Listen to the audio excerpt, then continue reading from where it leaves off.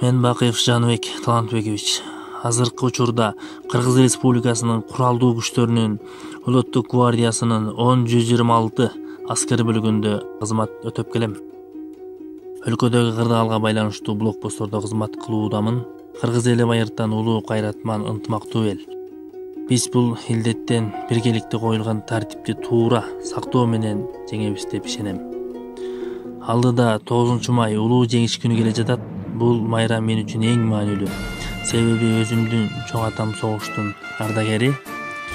Чоң атам Ниязбеков Бакы Ниязбекович 1925 жылы алыскы Ат Баш районунун Ак Муз айылында Керей дыйкандын үй бүлөсүндө туулган.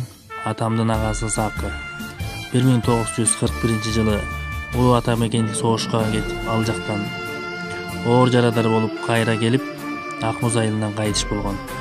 1943 жылы Ат Баш районунан аскерге чакыруу келип, 500дөн ашуун чоң аталарыбыз борборго келген.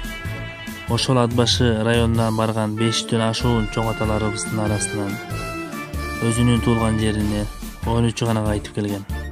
Кыштын ызгаарына карабай эшикте жатып, жанын кар учуруп, ата мекен дегенде жанын берүүгө да даяр болуп, аталарыбыз ата мекен үчүн согушуп келишкен. Жеңиш күнү келсе дагы Кытай менен Япониянын ортосунда чыр-чатак чыгып, 1949 жылга чейин ошол жерде тынчтык сактап кызмат кылган.